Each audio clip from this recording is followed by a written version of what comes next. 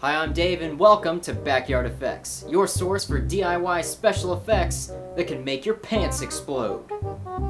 Well, Indie Mogulers, prepare for your own trouser explosion because today on BFX, we're going to be creating our very own suit of medieval armor for cheap. So let's get started.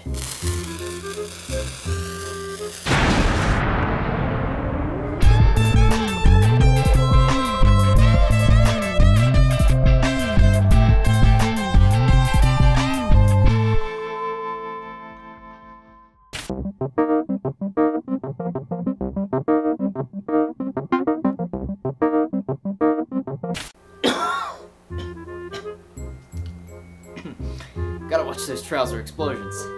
Now, you can be a real jerk and go on the internet and buy your own medieval suit of armor made out of metal for like $3,000. But who does that?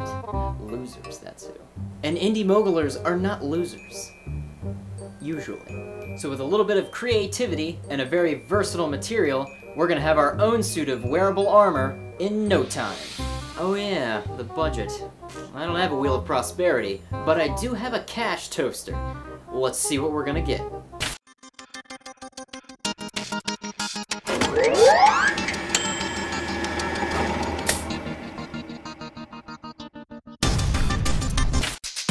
Shopping list. Craft foam, hot glue gun, glue, metallic silver spray paint, scissors, masking tape, Mod Podge, a pair of old gloves, newspaper, and an oven. Simple time lapse, woo! First we'll build a basic breastplate. For starters, I created a stunt dummy torso based on the classic BFX build. Check out that episode if you need help. This way you have something to build on that fits your actor's proportions in case you don't have an actual mannequin dress form, or any friends. I stuffed my dummy with an old mattress topper I had lying around, to give it a bit more stability while I worked. Now that you have a dress form, start attaching newspaper to it with masking tape. Try to cover most of the torso with about 2 layers of newspaper. I went a bit overboard with the masking tape because I wanted my pattern to have more durability, but you can just use the plain paper if you don't intend on making more armor from this pattern. When you've got your basic shape, cut the pattern off of your dummy at the back and shoulders. Flatten this out and you've got yourself a nice template. I cut my full pattern in half and only used the one for tracing, so I could guarantee that both sides of the breastplate would match. Now, depending on the size of your foam sheets, you may need to hot glue some of them together to have a large enough starting area. Now you'll want to transfer the pattern to the foam and carefully cut it out with scissors. Since the foam hasn't been sealed yet, it's easily punctured, so be careful. Once you cut out both halves of your breastplate, hot glue the seams at the shoulders. At this point, you can trim the 2 halves until they fit together properly. Now you can glue the 2 halves together at the front. To give the breastplate a bit more shape, cut in at angles from the bottom to create a dart in the foam, and then glue them together. Again, use your reference photos to help you get the right shape. Next, I decided to add a skirt to the breastplate. A manly skirt, of course. Anyway, the last step is to add small details and trim to cover any hot glue lines and give the armor a smoother look. I chose to add trim to all of the visible seams on the armor. You can add more designs if you wish. Go ahead. Be creative. And no, we aren't done yet, but don't worry, it gets easier. For the helmet, I just cut out sections of craft foam and attached them to an old mannequin head I just happened to have lying around. Slowly, you'll build these foam pieces into the helmet design that you want. I went for a sectional, plated sort of look. If you want to get hardcore about it, check out www.armorarchive.org for actual armor patterns. With a little modification, you can use them to create your craft foam pieces. No welding required. Once it's firm enough, remove it and hot glue the seams inside the helmet as well. Lastly, you can cut out holes for your peepers. At first I went with 2 individual ones, but ultimately I just made one long open strip.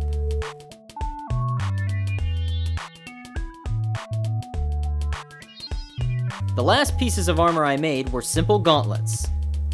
I made a quick pattern using some old poster board and then cut it out of the foam. Now, since craft foam springs back into place when bent, I had to employ a different technique to shape the gauntlets. Craft foam can actually be shaped using heat, so with safety first, I placed the foam on an upside-down pan in the oven for 30 seconds at 250 degrees. Then I quickly removed it and shaped it around my forearm. Wear gloves and an old thick shirt. The foam won't be too hot, but that's no excuse for being an idiot. And as you can see, the gauntlets are shaped and ready to roll. Or defend, actually. Now you might be thinking, Dave, that armor is nice and all, but aren't you forgetting something? Like, paint? Correct. However, craft foam can't be painted straight up. It actually absorbs paint like a sponge. So first, we're going to need to seal all of the armor with good old Mod Podge. Paint on 1 to 3 smooth and even coats, and the foam should be ready to tackle a sexy metallic paint job. Give each coat about 15 minutes to dry. And finally, use a coat of metallic silver spray paint to finish the job. Fan-freaking-tastic.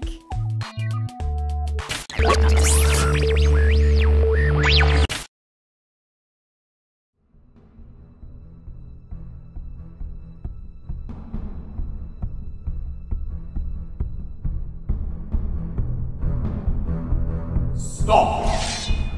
You foolish knight! You cannot escape my dungeon. Show yourself, sorcerer. I will smite thee for what you did to the villagers. Smite me, will you? Ha! Yes, that's right. No, you shall not. Oh, I think I will. Impossible? Actually, it's quite possible. Shut your foolish mouth. You are a knight. I am a powerful sorcerer. You couldn't cast a spell to save your life, as we shall demonstrate. But I can slice things with my sword of justice. More like a sword of stupidity. Farewell.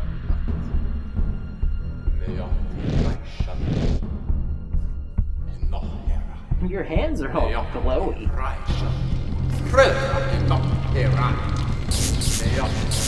Oh, I'm feeling a bit wibbly wobbly.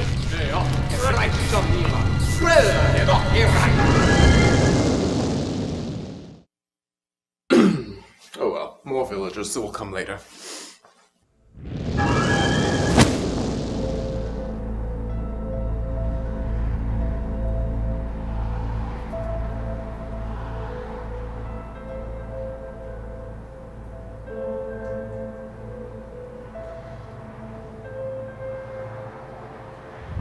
Sweet Mother Mary.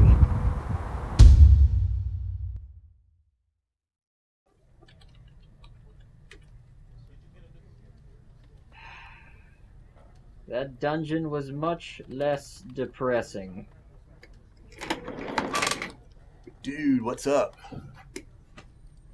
Chad, how many times do I have to tell you my name is Edward, former vassal of Sir Crowley? Now, if you don't mind, I still have to decode the meaning of this mystical box of wizardry. Whatever, Tin Man.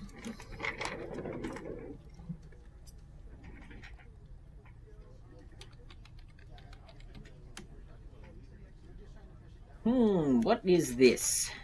Are you a man interested in other men? I suppose men can be interesting from time to time. Yes. Dear God, good Lord, what are those men doing to each other? Gay. Gay? There's nothing gay about this. They're sword fighting with their swords. Is there any way I can drag clothes onto these men? Yeah, you look closer, just hit the X. You know the cross thing there's No, next to I it? see. There's a That's little dash. minus. It's No, a little no. minusy thing. I can subtract the gay man if I click it where it's not there anymore. You only minimized it. It's still there. Okay, You I need bring to it make up. it bigger. I'm bringing it up. Okay. Now just There's hit a the X. square. I can click the square, No, and that's then bigger. it will encompass the gay men, and I can throw them in this recycling bin. What is recycling? Now, move the mouse up. Alright, The X. I clicked on the box-shaped symbol, and now there's just... Penises are bigger. It's like a penis extravaganza on the mystical box. This is a problem. Chad... Move to the right. Come on. I'm trying to... I'm clicking the X. It's Don't not... do a search. Right-clicking? Am I left-clicking or Right, right-clicking? you know you're right finger I left. don't think this thing is plugged in. Just hit the X. Just hit the X. Okay. The X. I'm going to click... Just hit the X. Okay. See, I told you should hit the X.